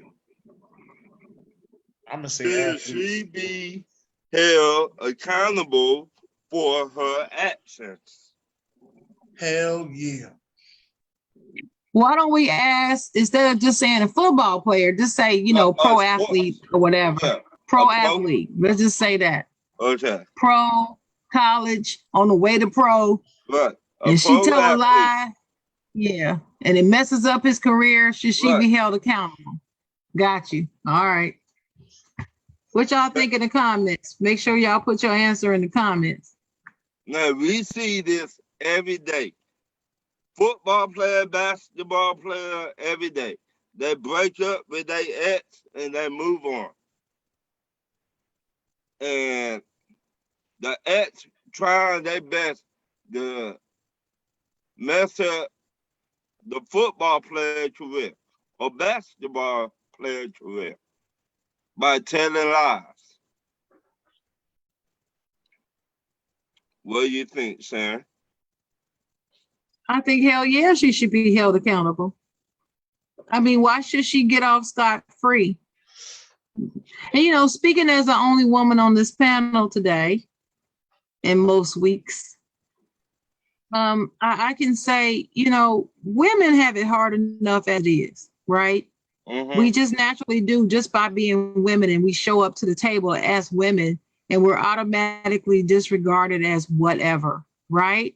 Mm-hmm. Then you add on top of it, you have women in our midst who goes around here using sex as a tool, Mm-hmm. as a tool or a weapon, weaponizing their sexuality, holding men hostage, and then holding it over their heads, threatening them to get their way. And if they don't get their way, then they flip the switch and lie. So, this is the problem I have with the whole hashtag Me Too and Believe Women movement. I'm a woman. I don't hate women. I love women. I love being a woman. I wouldn't want to be a man for nothing in the world. I don't care. I love being a woman. I love it. But here's my issue. Lioness, almost got me calling folks' names. Female. Lioness women. I don't want to use females. Lioness women out here make it hard for the honest women like me. And what I mean by it is, it's the old adage about crying wolf. When you cry wolf and you're lying, you make it harder when there are truly victims out here. When there are female victims out here who are really being raped, molested, maligned, bullied, mistreated, harassed. We can't get no recourse because we're not going to be believed, because Shaquana over here is lying and always lying. So what's to make people think that Sharon's not lying? That's how we are. We're human. This is how we look at things. So keep it honest. But this is the thing. We're not all honest, just like men are not all honest. Right. So this is the reason why I cannot blanketly believe a woman who says that man raped me. I just can't jump on the bandwagon and say, oh, protect her. Let's drag him in the social media in the world. Let's drag him. Let's pull his endorsements today. Let's suspend him today. I cannot agree with that. I have a son. I raised a son. He's a good man. But you know what? A woman any day could come up and go down to the Durham Police Department and file charges and say that my son did something to him. And the next thing you know, it will be a cloud over him. Not the first piece of evidence in court has been heard. Just on the humble of her, on the strength of her just saying it. That's the problem I have. Sure, we can do it vice versa. There's some men that lie on women and say the women did stuff. I got it. But we all know that it's more than likely it's the woman making up this stuff and fabricating this stuff because she's hurt, because the man done left her, or he cheated on her, or he did something like that emotional. And now she's mad. So she's, first thing I'm going to do, I'm going to be like thin line between love and hate, and black and blue myself, take pictures and go down to that mess happens, y'all. It happened right here in Durham, where somebody did actually beat herself up, and the evidence came out, and then they found that she was lying. After all this time and money and reputation has been destroyed. So I'm sorry. I feel like if somebody accuses one of these athletes of something and they go through all this, and after the investigation is found that she lied, whether she admits it or not, but it's discovered that she lied, she needs to be thrown in jail. There should be no negotiating. She has to go to jail for some time. Right. See. And Ron, you asked me before the show how much time, and you were saying that you felt like whatever time that man was facing, that she should serve it. I say serve at least 10 years of that. I don't care what he was sentenced. The minimum should be 10 years, because you can get 10 years as a felon if you get caught with a gun. Right. So I feel like that she needs to serve 10 years, or whoever the liar is needs to serve the 10 years. And then after that, all that money that he would have made that he's missed out on, she needs to pay a percentage of that. And it should be garnished out of her check. She should be made to go to work. I don't care if she's 70 years old when she get out. Her ass got to go to work and pay him back some money. That's where I'm at. We seen this happen every day. The running back from Minnesota Vikings going through the same thing. Dalvin Cook with his ex-girlfriend. But Ron, we don't, in fairness to that situation, Ron, we don't really know what happened. You can't really sit up here and say that it's definitive that she did what Miss Chocolate said in terms of put those marks on herself. That hasn't been proven one way or another. The only thing that's it hasn't. Go ahead, Ron. I'm sorry. You're right. That haven't been proven, but it had been proven. She threatened him, and she walking around with a pistol. That been proven in a video. Men do that all the time. So what's the big deal? No. She did it in a car while she was driving. Thank you very much.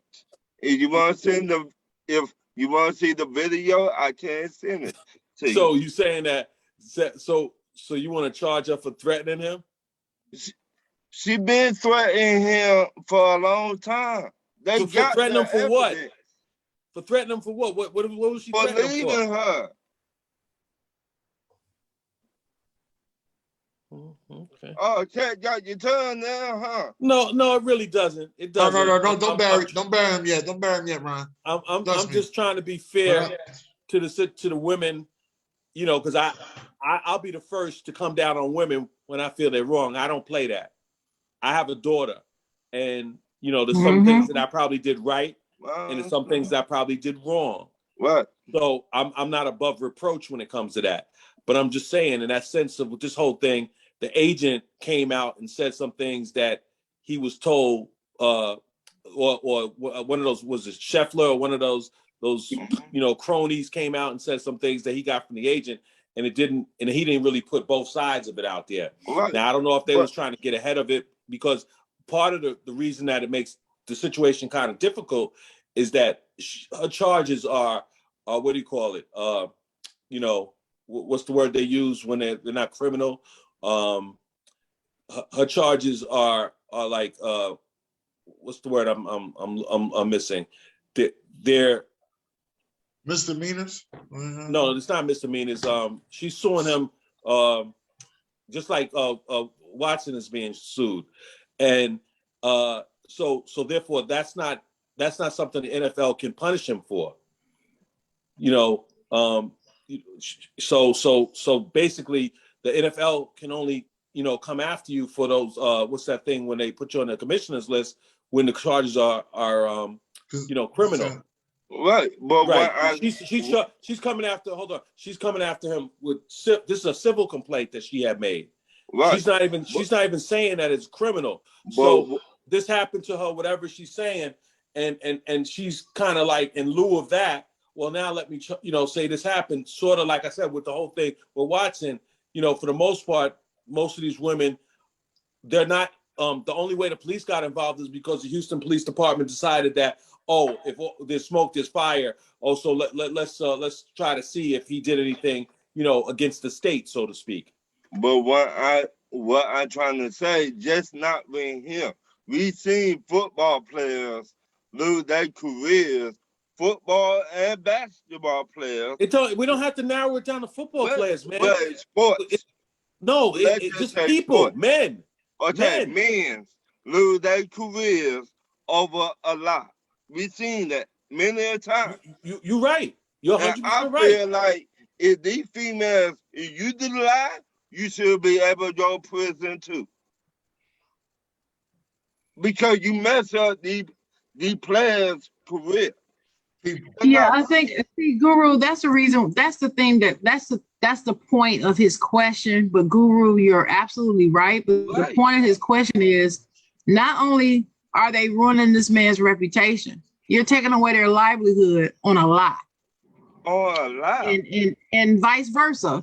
Men do the same thing, and that's true. But I think he was just more focusing on this phenomena when it deals with the pro athlete and how somebody will come along and lie and make up stuff, ruin their career, have them sent to prison, then come back later, confess and admit that they lied.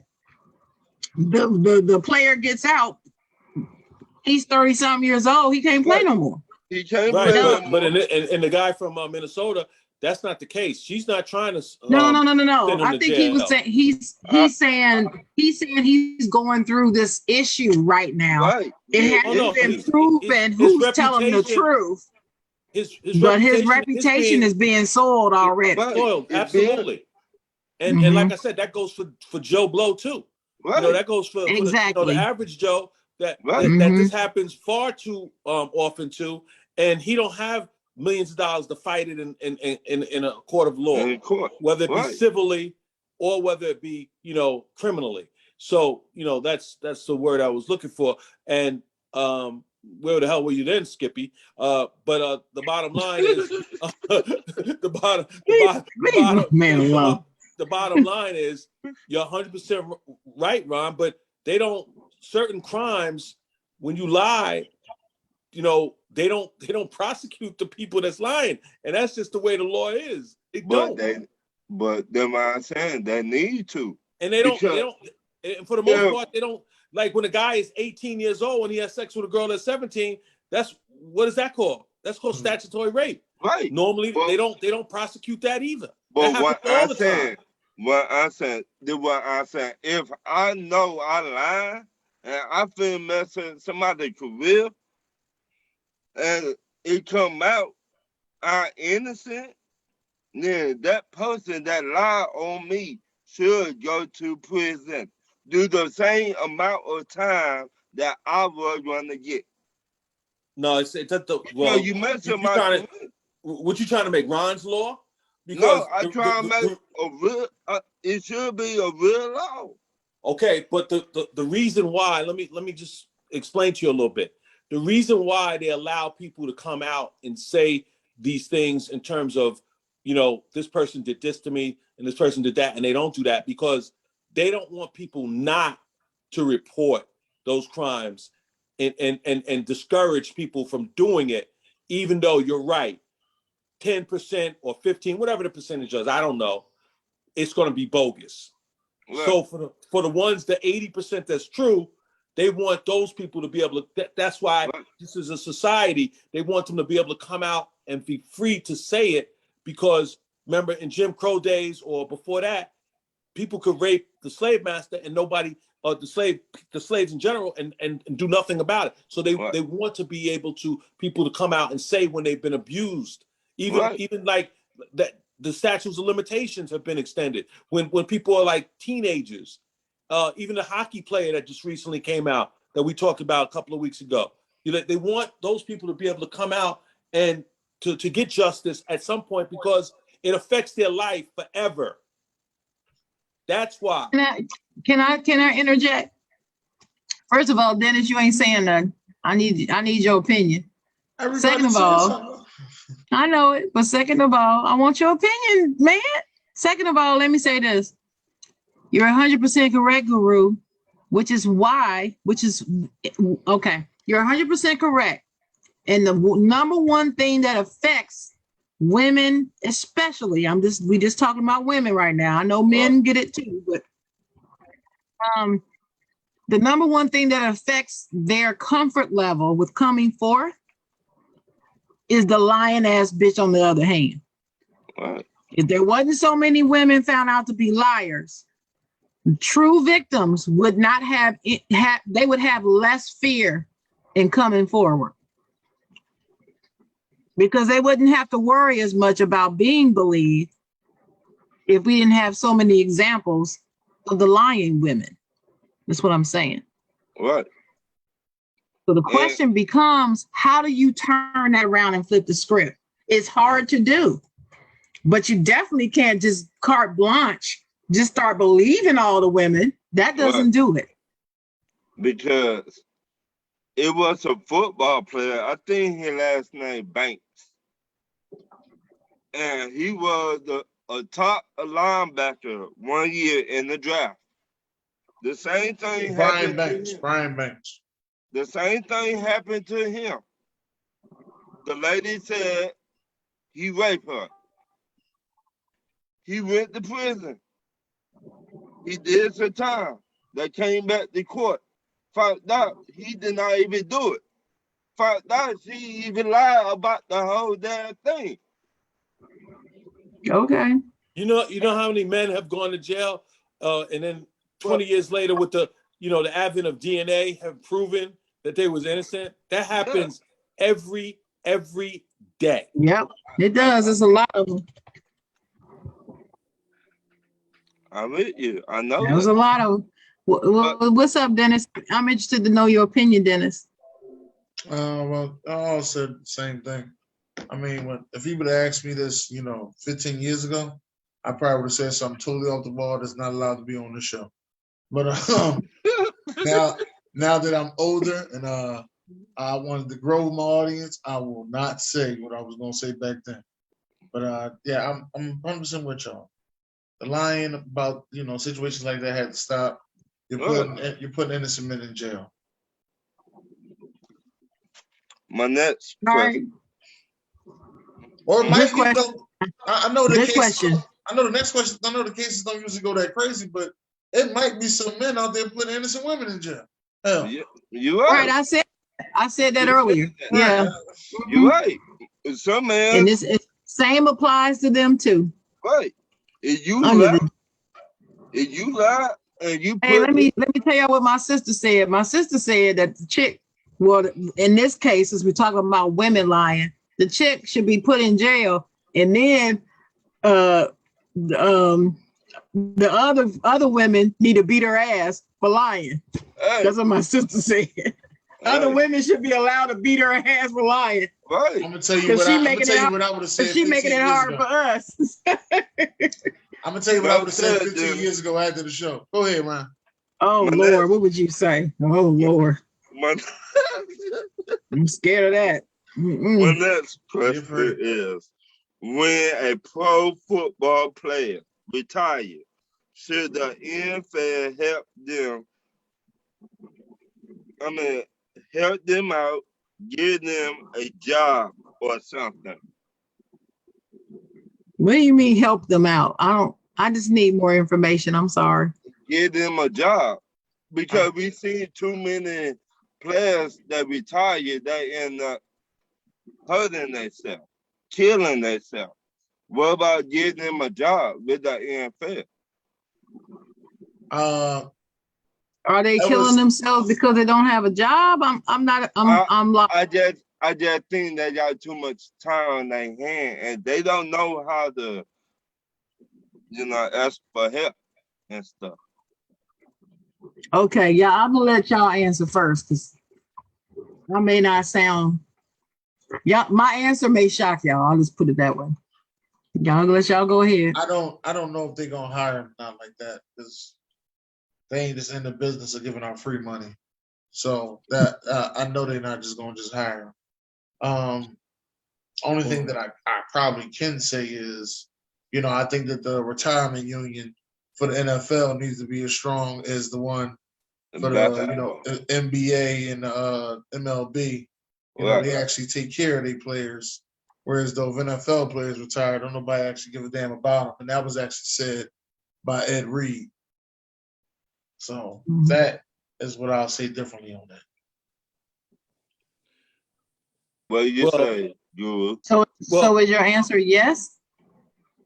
No, my answer is they need a stronger union. Okay. Well, I guess. See, the problem when you compare the unions is basketball is only 12 players on a team. Baseball is 25. Football is twice that much. So when you talk about retiring, the medical benefits is what they all deserve. And that's the hardest thing to obtain. That's even with people the average Joe. I happen to have most of my medical benefits that I had when I was working. That's the most important thing. When you get older, you have more things wrong with you. Right. So these players that have all these debilitating injuries are not being able to help themselves if they're not, if they don't have the wherewithal to have that money saved so they can have that medical attention. And then mental health is just as important, as Ron alluded to, the CTE and all of those guys who basically, the players union got jobs so much so that the judge had to say, no, I can't accept this, agreement because it was so one-sided towards the owners.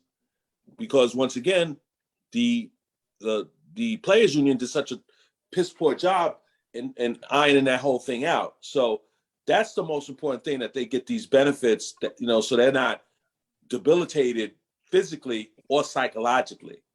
But once again, when you compare them to the other leagues, that's the major reason that they don't compare, because of the size.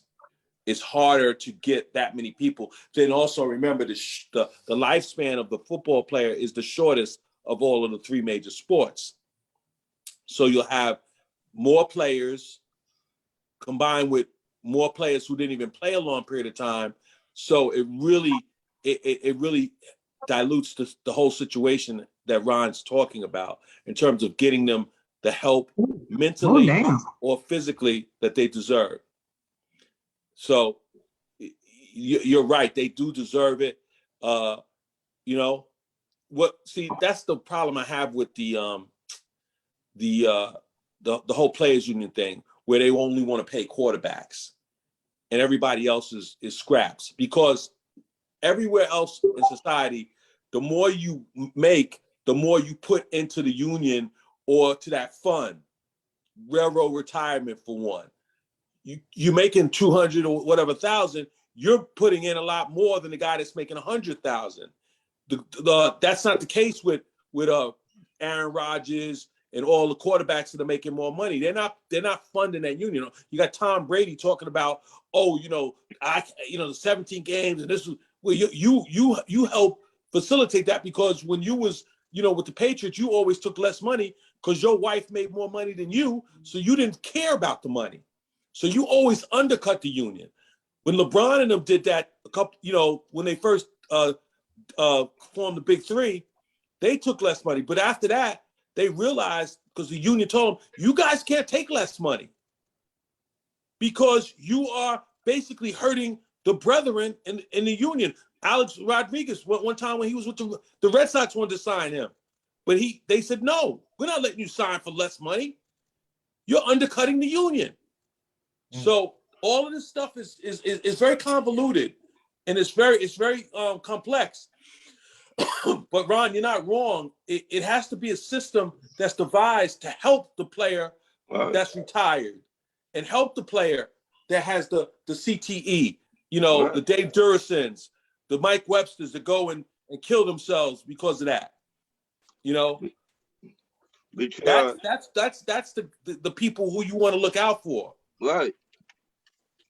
Because it was a wide receiver played for Tampa Bay back in the day and played for the Jets back in the day.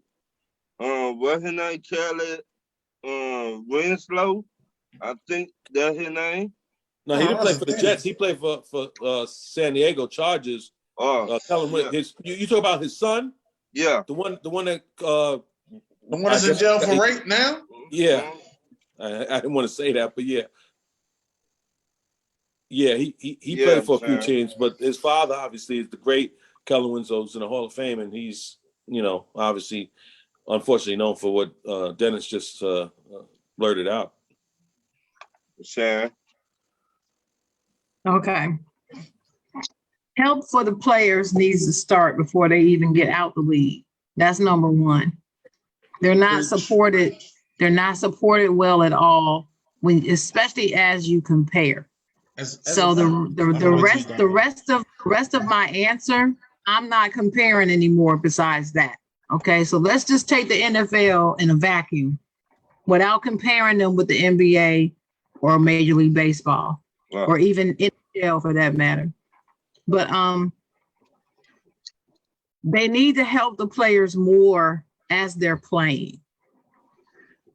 Too long, the owners have had their way on this. But I blame the players union. Somebody in the comments mentioned that their union sucks, and it does. And I don't care who's at the helm, doesn't matter to me, because when I found out a couple of years ago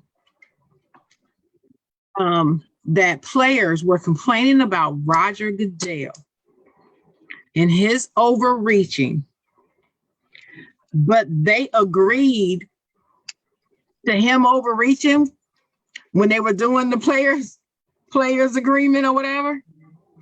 I said, you know what? This is y'all's fault. Don't get mad because he has all this power when you pretty much gave it to him. And you agreed to it in your bargaining agreement. I say the same thing about other aspects of their contracts, of their agreements. The union needs to get stronger and fight harder for these items. It's not just about money while you're young. It's about when you get older. Part of the problem about being young, part of the, what do you call it? Part of the, I don't like to call it problems, but part of the downside of being young is that you tend to think you got a long time to worry about that problem there because you're so young. Right. Speaking as an older person now, I can look back and say that is true. And the way of thinking needs to change to where when they come in the league, off the rip, it needs to be set up for them. Now, I know everybody wants their freedom to do what they want with their money. It's their money. They can do what they want or whatever. But there needs to be a mechanism in place that these players are receiving real viable help, consultation, advisement, something that can help them with these issues while they're young, before they get CTE, before their body's all broken up, before mentally they're worried about the fact that the NFL, the game, that's all I got. I'm nothing without the game. Right. Oh, well, let me just check out. And talking to themselves alone in the basement somewhere. And then the poor family comes home and find them in the basement and shot himself in the head. That's not the way it should go. But you got to think about how much responsibility is it on the league. You do have to think about that. You get, because the flip side is you've got players that's given these large contracts, even the minimums. Their contract, their pay is higher than most average people's paychecks. Okay, so they do have some advantages. But rather than taking that money for the future, because remember I said they're young, they're thinking they got plenty of time. So rather than taking that money that they're getting and investing it in things and mechanisms and whatever that's going to help combat the toll on their body, Right. they're buying mom a house and brother a house and cars and taking care of their families, which I'm not knocking at all. But that's the chief thing that's on their brain. And I think also if the NFL were smart, they would do better in what I call taking care of the players' circle. In fact, that's what they should probably name it. And what I mean by that is, as a player, as one of the benefits is being the player in this league, there's a certain amount of benefits, services, and assistance that his immediate family can get, Right. including their parents. I don't have a problem with that. I think that's a smart idea, because that's the chief thing that a lot of these NFL players are worried about, taking care of their family. And when I say their, I don't mean Ray and Smokey and Pee Wee from the hood. I mean their family, their parents, their brother, sister that has a learning disability or that's autistic, that type of thing. They know what they should cover and what they couldn't, what they shouldn't. So that's how I feel about it. I do not agree with the concept that just because they retire from the NFL, you just hand them a job. No, I don't agree with that. But I also feel like there should be some responsibility on the player to use their money wisely and their career wisely, and not just floss all the damn time. But they grown. They can spend their money how they want. Freedom, America. Oh, you can do what you want. Okay, well, do what you want. But when you come to the end of your career and the NFL is all you have, and you haven't built relationships along the way, you haven't put money aside along the way, you haven't done anything to develop after retirement plan, then you're going to come back to the league and say, okay, league, give me something. I don't necessarily agree with that. Because we've seen a lot of these players, when they retire, they end up killing themselves. They end up hurting themselves because they're not in the spotlight no more. They don't hear the fans no more. You see what I'm saying? That's why I think a lot of these players, like the NFL, need to check up on them when they retire. Hey, is you okay? How do you feel today? Or can you walk? Or can you come in? They don't do none of that. Thank you for. Well, wait. In fairness to the NFL, you do understand that a lot of the times, if they do offer services, they don't show up. Did you know that? Right. Like, and they don't want to be told you have to go to counseling. They don't want to be told that. Right. Again, with the freedom thing. Right. I'm grown. You shouldn't be able to tell me what to do. Okay, but I can tell you what to do when you're 32 and out the league. Right. Why can't I tell you what to do when you're 22 before you get your head pounded in? Right. You're right. I'm fine with telling you at 32, but you don't want me to tell you at 22 to help your ass, though. Right. Okay, I got it. I remember one point, right? At one point, there used to be where players that came right out of college and got drafted got these real big ass contracts. Mm-hmm. They used to get, 80, 70 million. You used to get them big contracts, depending on, where you got drafted. That's how big your contract was. And then, you know, I heard a lot of older players get mad about it, saying that these guys ain't stepped foot on the field and already making more money than we made, but they ain't even stepped foot on the field. So then they started the rookie salary, which all the NFL owners are going to agree to because it's a cheap ass salary. For 4 years, Right. you don't really have to pay them. Right. So I haven't seen an NFL contract in my life. Let me get that out of the way. But I do believe that they should put something in that rookie contract to help those players out towards the end of their career, if they make it to the end of their career, because they said the lifespan is for 3 years. But they should put something that's guaranteed in that rookie contract so they can go on, you know, for them with the rest of their life. I'm not saying nothing real big, but just, you know, something that's nice. Right. Like, if anybody ever watched the Jim McMahon documentary, I watched it this past weekend, and he cannot hardly see now. With the reefer, I cried when I saw it. When I saw that, I cried. He cannot hardly see, Mm. and Yeah. his brain so, I hate to say it like this, but his brain so damaged, he cannot really function without the medication. Now that's it. You give your body to the NFL, and when you retire, you cannot get no help. They said they also was talking about the military like that. Right. That's it. I mean, Well, let me tell you, I will say, as a daughter of an Air Force man and other members of my family in the military, that is true.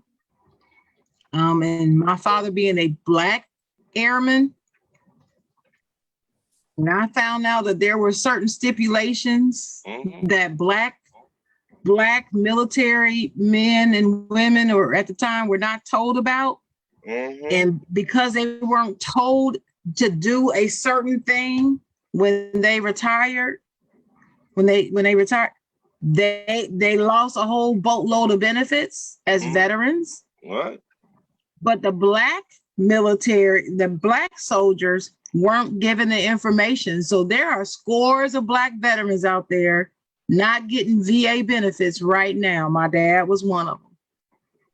And my dad, well, So, I mean, what we do with the military is a travesty in this country. A country full of folks. I'm trying very hard not to say the wrong thing here, but this is a country full of folks who claim to love the military to the point, if you say anything negative about the country, they'll say you hate the military. Right. But yet they elect people who continuously cut military services and pour that money into stockpiling arms and force and troop movement and all that, but not to help the soldiers after they retire and come home. Right. So don't try to talk to me about how much you love the military. I don't want to hear it. They think that they just gave them the VA and that's it. You know, I remember the comedian Earthquake saying it shouldn't even be no VA. If you serve for this country, you should be able to walk right up to the hospital and say, I need help. Any hospital. Any hospital. Just walk right up to it and say, I don't give a darn why you gotta go to the VA hospital. Right. Why is that the only place you supposed to go? Right. But it's too late. I cannot say no more questions. So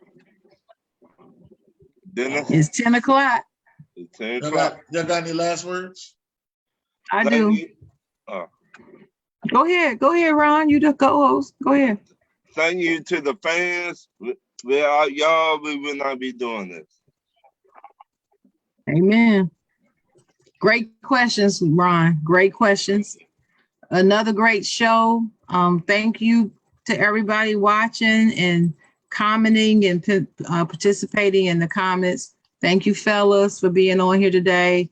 Dennis, our fearless leader, thank you for being here. We were all praying for your dad. We still are. We still will be.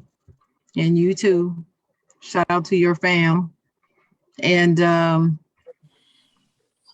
don't know. Shout out to the greatest NBA and NFL coaches of all time.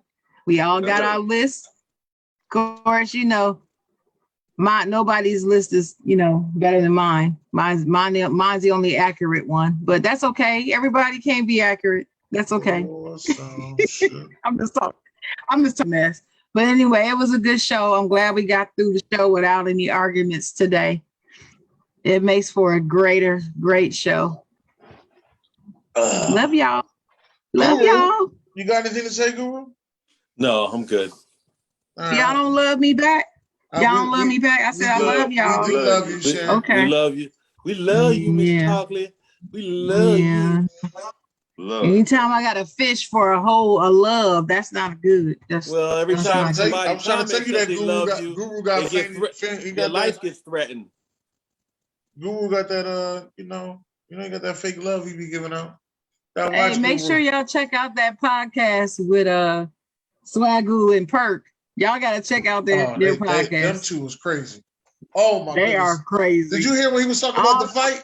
When he was talking about the fight Yes. with Rondo and Rondo? Yes. Rondo and Let me Ray tell Allen you, got the fight? all the smoke ain't got nothing on Guru and Perk.